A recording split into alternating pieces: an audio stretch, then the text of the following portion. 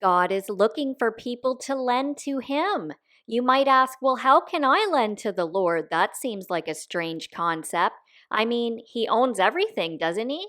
He's not lacking anything, so how could I possibly lend to the Lord? Excellent question.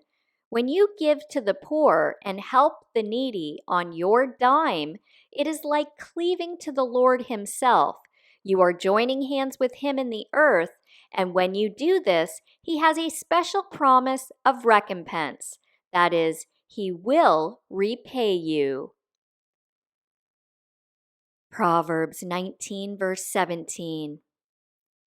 He who is gracious and lends a hand to the poor lends to the Lord, and the Lord will repay him for his good deed. The idea of actually having wealth is so we can be a blessing to others. I don't know about you, but connecting with God in such a way that I'm actually doing Him a solid is exciting to me. Let's have a look at what God says about someone who increases their wealth by usury.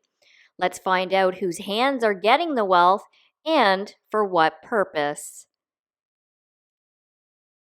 Proverbs 28, verse 8. He who increases his wealth by interest and usury, excessive interest, gathers it for him who is gracious to the poor. Proverbs 13, verse 22.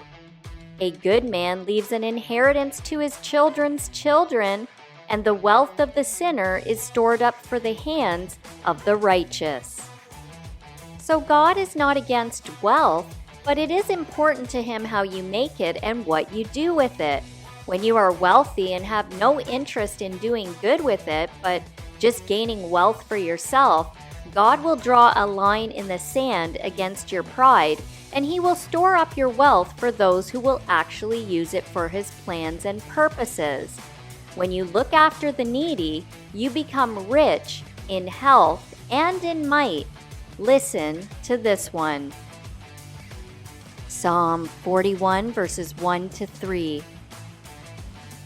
Blessed by God's grace and compassion is he who considers the helpless.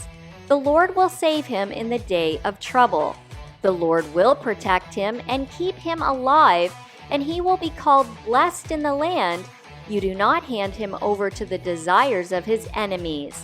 The Lord will sustain and strengthen him on his sickbed. In his illness, you will restore him to health. Feeding God's people will cause you to be deficient in absolutely nothing. Feeding into God's kingdom causes blessing and honor to come to you. Proverbs 28, verse 27. He who gives to the poor will never want, but he who shuts his eyes from their need will have many curses. Matthew 6, verses 31 to 33. Therefore, do not worry or be anxious, perpetually uneasy, distracted, saying, "What are we going to eat?" or "What are we going to drink?" or "What are we going to wear?" For the pagan Gentiles eagerly seek all these things. But do not worry, for your heavenly Father knows that you need them. But first and most importantly, seek, aim at, strive after His kingdom and His righteousness, His way of doing and being right, the attitude and character of God, and all these things will be given to you also.